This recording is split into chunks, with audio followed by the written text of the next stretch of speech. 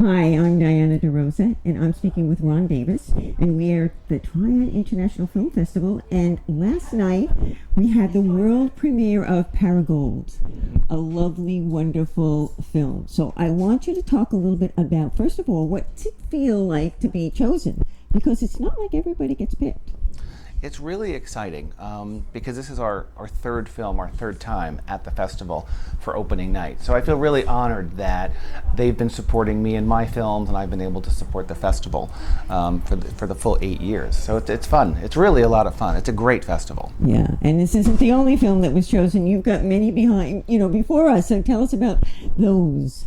Well, the first film we had at the Tryon Film Festival was their inaugural year, and it was Harry and Snowman. And then I think it was 2 or 3 years later, we had another opening night film, which was called Life in the Doghouse. All right, now I want you to talk a little bit about Paragold and your take of the film. When you were trying to produce it, what did you want people to get out of that film?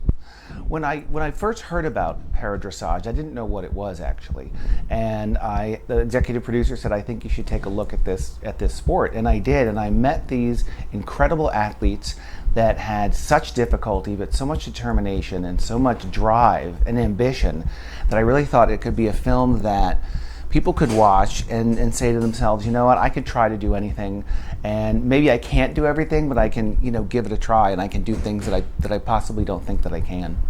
All right, so we are in Tryon, North Carolina, and this is really a cute town. Have you had a chance to wander around, and what do you think? We did. The shops and the antique places and the restaurants, it's really, it's adorable.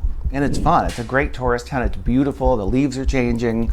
So, and it's nice for us because I'm from Florida, so we don't really get the leaves changing. So it's been wonderful. We also have been able to go to some of the neighboring towns as well. It's charming. You know, what was fun about your film showing here is afterwards, Becca, right? Hart was here, and she and you had a chance to actually take questions from the audience. What did you take away from that? It's nice, always wonderful to have your subject to do a Q&A with you at the end, because the audience really appreciates it. They really like it. They feel like they've already spent an hour and a half feeling like they got to know someone, and then to actually get to talk to them. And I think what people was so, not overwhelming, but positive for me, was that the way people resonated with the film and how inspired they were when they were finished with it, and how they had less questions and more accolades for her. Absolutely. Yeah. I totally agree with you. I would like you to take a moment just very quickly to talk about each of the people in the film. Okay, we had 4 main characters. Rebecca Hart was one of them, and she was probably one of the most determined people that I've ever met in my life, and she's gone to multiple Paralympics, and she's not going to stop until she gets a gold. David Botana was the youngest in the film, and he is such a, I say the word driven over and over, but he's driven in multiple ways. One is to go to the Paralympics, and the other is for his career and his education and schooling at Northwestern. He wants to be into bioengineering, inspired by the fact that he's got some severe disabilities. Sydney Collier is another remarkable young woman who has had, I think, 4 strokes and is paralyzed completely on the left side, but yet can get on her horse and is probably one of the most positive people that I've ever seen in every way. I mean, she really, when she was asked if she, had a magic pill to take away her disability, she said, "No, this is who I am." And you wouldn't expect to hear that from someone. Mm-hmm. And then Roxy Trunnell, our 4th person, who has, another severe disability due to a stroke and has difficulty speaking. She can't stand, she can't balance on her own, but when you put her on a horse, everything changes, and she can sit up and she can ride. So they're all 4 are remarkable. I have to tell you, that was the most incredible part of hearing the questions and hearing the responses. Hearing her say, "When I get on a horse, I'm everything. I can do everything. Nothing holds me back. When I'm on the ground, it's different." So I think that's wonderful. What about the horses?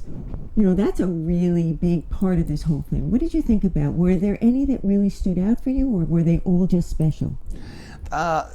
They're all special. I think the one that David rode, the horses that the grade 1 is the most severely disabled, and the horses that carry them around are, I think that they know. There's something about it, there's an intuition that they know that the person that's on their back needs to be protected, and they do it. You know, the one of David's horse is a you know, a raging stallion, and competes, and he's trotting and snorting. When David gets on, he just woof, and he knows to do his job. Wow, unbelievable, right? Horses are incredible. Yeah, they really are. Well, Ron, thank you so much for chatting with me. Do you have any last words you'd like to say?